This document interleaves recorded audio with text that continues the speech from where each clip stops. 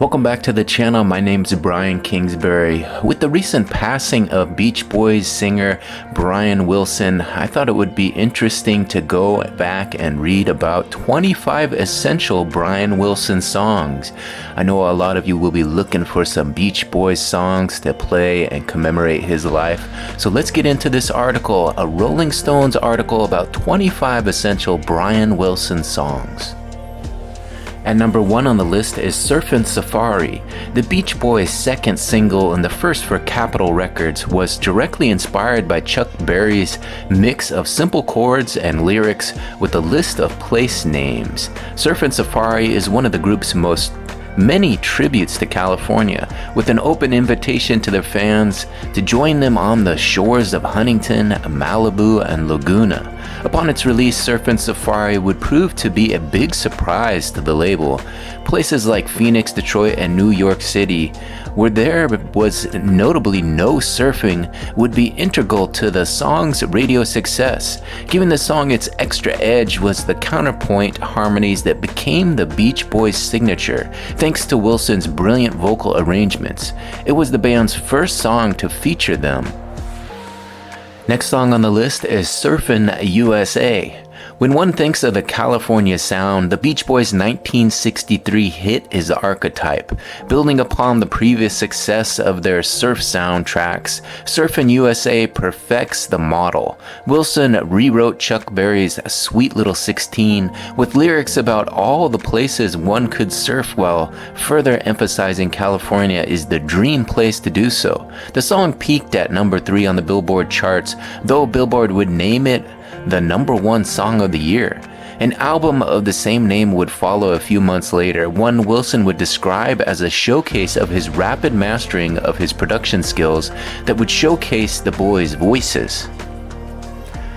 The next song on the list is In My Room. The Beach Boys were just beginning their run of hits that offered a utopian vision of life in Southern California, and Brian Wilson was already looking to write songs that communicated something more intimate and complicated underneath the sun and fun. In My Room is his ode to the comfort and solace he can only find when he's alone in his private world. He was inspired by memories of times he'd spent as a child singing with his brothers in the bedroom they shared, which made Denison Carl's performance on the track especially poignant. Quote, "You're not afraid when you're in your room. It's absolutely true," he later recalled. The beautiful melancholic song suggested new emotional possibilities for rock that also could be heard in the Beatles' There's a Place, and it echoes forward through the years. In a sense, it might be considered the first emo song. The next song on the list is Little Saint Nick. The Beach Boys' omnipresent Christmas carol, Little Saint Nick, is really just another Beach Boys song. Little Deuce Coupe with Mistletoe. Brian Wilson conceded as much in his memoir, I Am Brian Wilson. But despite his dismissiveness, the song, which he co-wrote with Mike Love, has had more staying power than anything else he wrote since its catchy Merry Christmas Saint Nick refrain and reminder that Christmas comes this time each year, have made playing it a Yuletide tradition. It's at once a great hot rod song, a great rock song, and a great Christmas song, which explains why it reached its Billboard chart peak at number 25 last year and will likely return to the charts when Christmas comes again. Up next on the list is Don't Worry Baby. The impact that the Ronettes' Be My Baby had on Brian Wilson can hardly be overstated. He told one interviewer that he'd listened to it more than 1,000 times, probably a low estimate, and frequently recounted the story of how he'd pulled over his car when he heard first time on the radio in 1963, floored by Phil Spector's A Force of Nature studio sound. Quote, "It felt like I wanted to try to do something as good as that song, and I never did," Wilson lamented. Made up your own mind when you listen to this 1964 Beach Boys classic, which he wrote with lyricist Roger Christian in the hopes that Spector would record it with the Ronettes. Spector wasn't interested. Wilson's vision youngsters who might be heading out to meet his doom, and the consoling words he holds onto has a mournful power that goes much deeper than the cars and girls canon it's still technically part of. Next song on the list is I Get Around.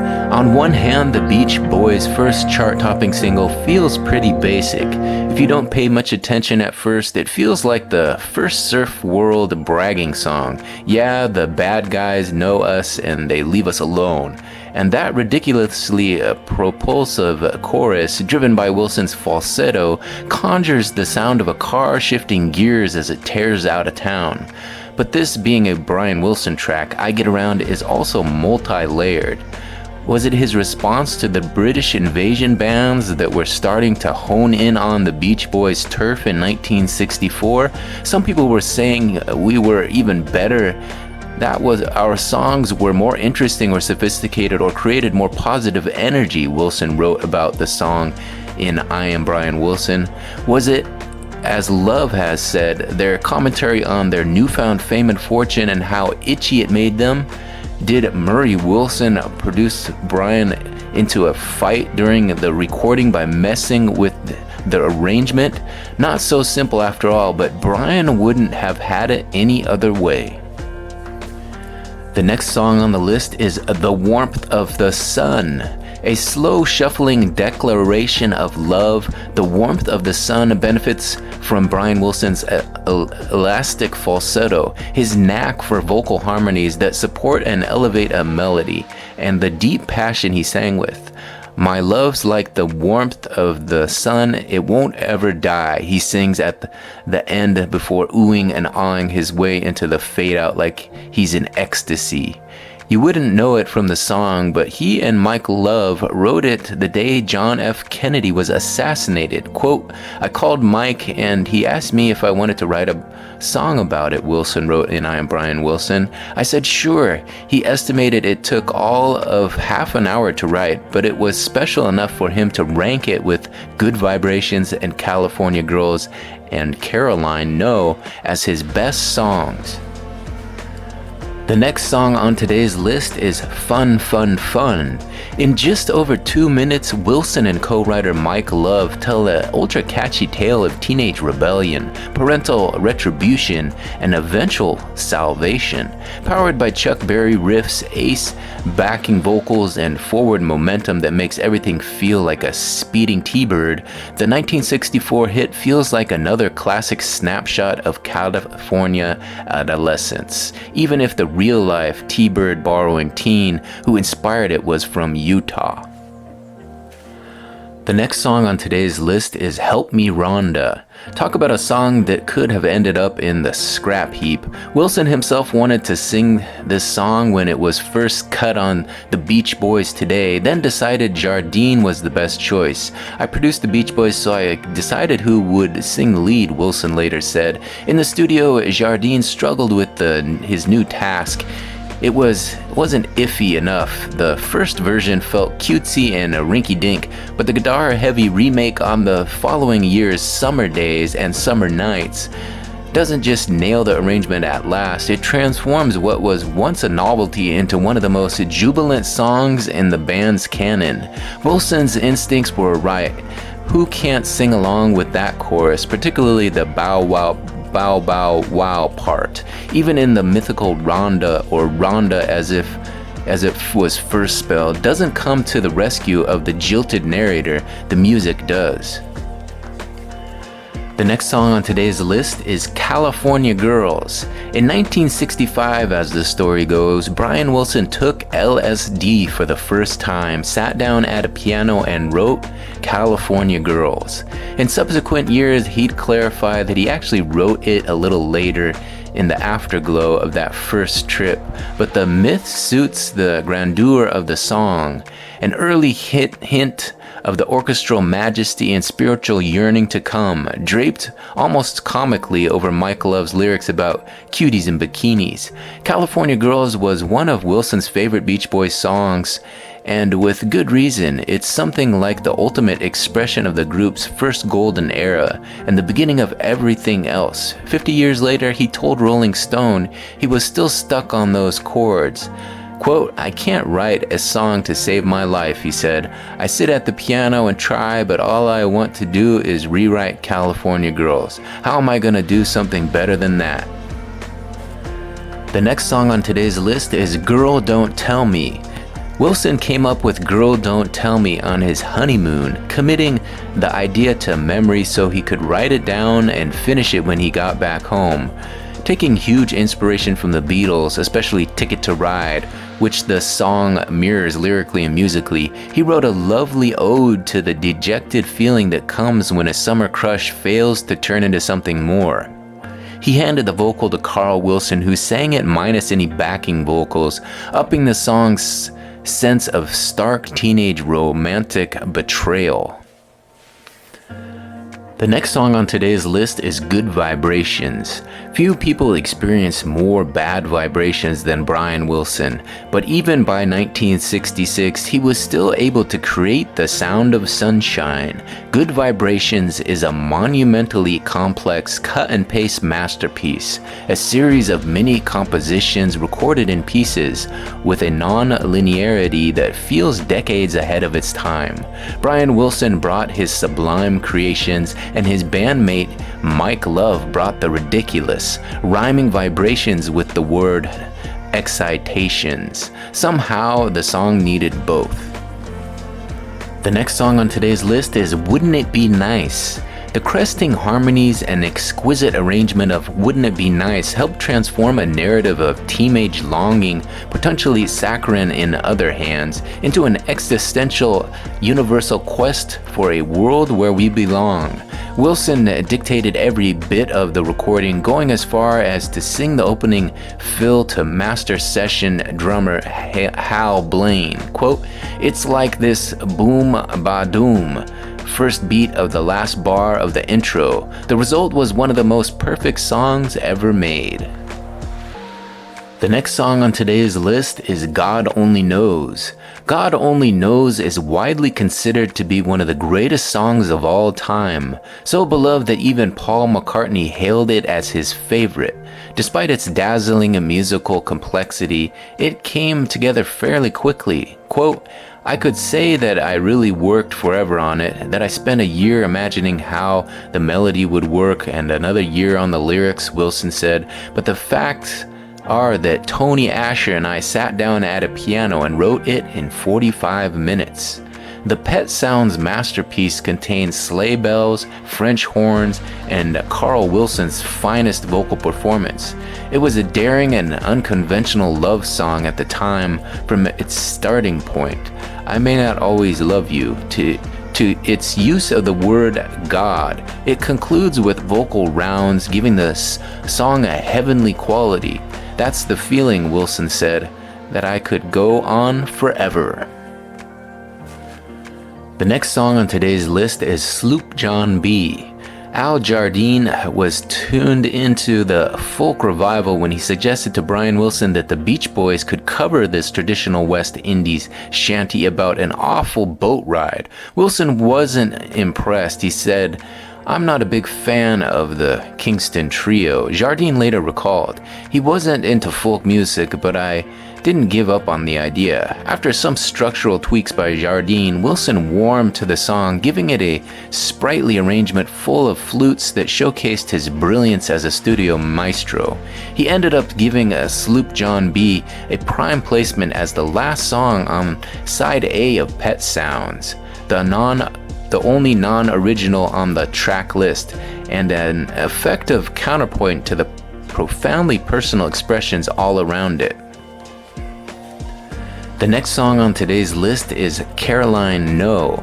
God Only Knows might be the best song on Pet Sounds, but Wilson's favorite was always the final track, Caroline No. "I did it all by myself," he said. "I wrote the music, I sang the vocal, I even wrote the title in a way. It's a devastating closer. Where did our long hair go? Where is the girl I used to know?" He sings as with his voice sped up, making him sound younger than he was. The whimsical flourishes, tweaking, featuring 2 barking dogs, a water jug, and passing a locomotive train, only made it sweeter, like some LSD-fueled fever dream. Her hair gets shorter, Wilson said, but most of the change is in how the guy sees her. She doesn't seem as happy to him, and when she doesn't seem so as happy, then she doesn't make him as happy. It was a cycle that kept going. The next song on today's list is I Just Wasn't Made for These Times. Ad man Tony Asher gave voice to Wilson's feelings of alienation in the lyrics to this Pet Sounds highlight, and Wilson matched them with one of his most sensitive arrangements. Sometimes I feel very sad, he sings with exceptional candor as the Beach Boys' haunting contrapuntal harmonies rise up around him, along with shuddering harpsichords, clarinets, and timpanis. The song also features the first ever use of the theremin in a pop song, and I wanted to sound eerie, and that ended up with the situation where I introduced a new instrument to rock and roll, he'd later write. I Just Wasn't Made for These Times sums up so much about Brian Wilson. All the pain, all the beauty, all that came from the knowledge that he wasn't like everyone else. The next song on today's list is Heroes and Villains. From his odes to Johnny Carson and vegetables to She's Going Bald, Wilson wasn't afraid to let his obsessions and oddball infatuations run wild. But when it came to blending what the hell imagery with an arrangement that felt like a trip into a musical funhouse, this Smile and later Smiley Smile sonic contraption can't be beat. His first collaboration with Van Dyke Parks, Heroes and Villains hustles and bustles out of the gate with lyrics that suggest an Old West homage, but it shifts into a wordless vocal chorale that sounds like the hippest barbershop quintet, and elliptical lyrics that don't adhere to that initial storyline are both baffling and uplifting. At his peak, no one packed more into a few minutes of pop than Wilson did. The next song on today's list is Darlin'. The collapse of the Smile sessions in the spring of 1967 was a major setback for Wilson, but that narrative sometimes obscures the fact that he was back to creating some incredible pop songs by later that same year, like this sparkling garage R&B gem from Wild Honey, released that December, reusing the verse melody he'd written a few years earlier for a Forgotten 45 by teen singer Sharon Marie called Thinking About You Baby, and tacking on an ecstatic new chorus that helped from Mike Love. Wilson called in a barn burner of a lead vocal from his brother Carl and came up with this mini masterpiece. Many years later, a young trio of young French musicians called themselves Darlin' in honor, before slimming down to a duo and picking a new name, Daft Punk. The next song on today's list is Do It Again. Mike Love and Brian Wilson were one of the all-time great songwriting partnerships in the first half of the 60s, and though Wilson's genius eventually sent him searching for other collaborators in the decade's second half, the two very different cousins reunited in 1968 for one perfect throwback. Do It Again was written at Mike's house in Beverly Hills, Wilson would later recall. He and I wrote the song together in about 45 minutes. It came very fast. He came up with that lyric so fast I couldn't believe it. Though the good old days that we're writing about were only about 3 years in the rear view at the time, Wilson and Love conjured just the right sense of dawning nostalgia to set up decades of feel-good vibes for fans. The next song on today's list is Surf's Up, a gem from the abandoned Smile album. Surf's Up is one of the earliest songs Wilson wrote with Van Dyke Parks when he famously put a sandbox around his living room piano for inspiration.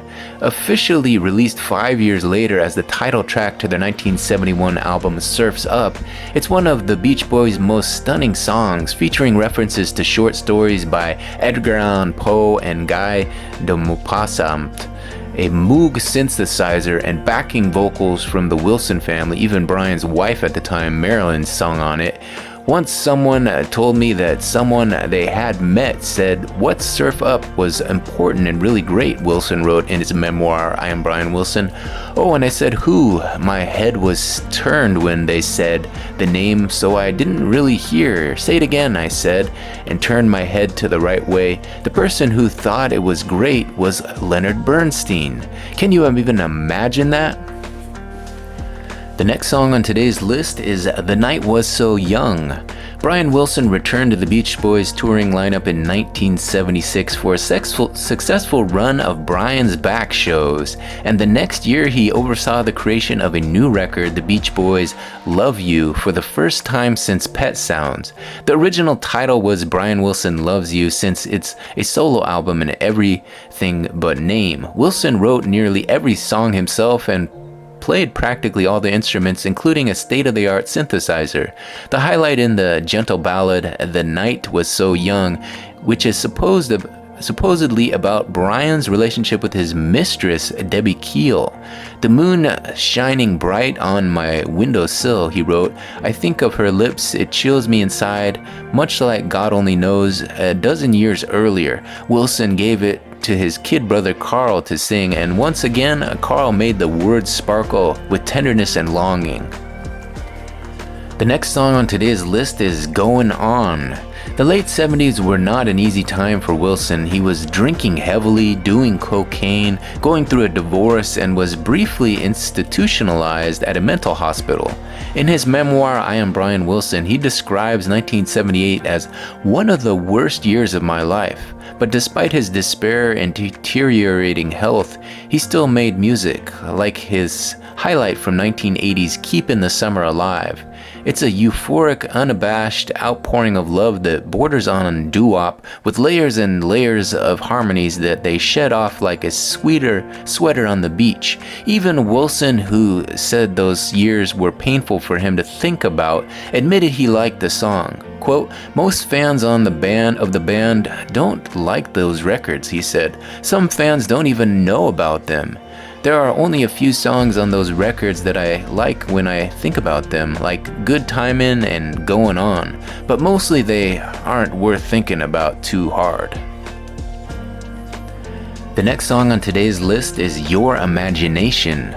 While Wilson's third solo album got a lukewarm reception, its lead single, Your Imagination, ended up becoming a radio hit. On the track, Wilson is in a nostalgic mood, referencing the types of early songs he made with the Beach Boys. Quote, another car running fast, another song on the beach. I take a trip through the past, he sings on the song's first verse, adding a touch of sadness to the summery references. Nearly 40 years after Wilson's lyrics and arrangements helped define what a summer song should be like. And finally, the last song on today's list is Love and Mercy. Although Brian Wilson sings that he was sitting in a crummy movie in the opening lines of Love and Mercy, the song really came to him where they usually do, at his piano bench in about 45 minutes. Quote, I was sitting there with a bottle of champagne, kind of buzzed, thinking of a song by Burt Bacharach and Hal David. What the world needs now is love. He wrote of the song in his memoir, I'm Brian Wilson. I wanted to write a song about what the world needed. It needed love and mercy. The track is a moving, gentle ballad as good as Wilson's 60s ruminations, and its message resounds today. Alright, there you have it, 25 essential Brian Wilson songs. Hopefully this will help you guys remember some of those great songs that he wrote and performed, and you will go back and listen to some of those songs today. Let me know your favorite Beach Boys song. Put it in the comment section. I'd be interested to hear from you. And as always, if you enjoyed today's video, please take a second to smash that like button and subscribe to the channel. When you subscribe to the channel and ring that notification bell, you'll be notified every time a new video drops. Here's a look at the last 12 videos to be published to the channel, and there should be 2 videos popping up on your screen right now if you want to continue watching. Thanks for watching this one to the very end. I'm Brian Kingsbury. We'll talk to you on the next one. Bye.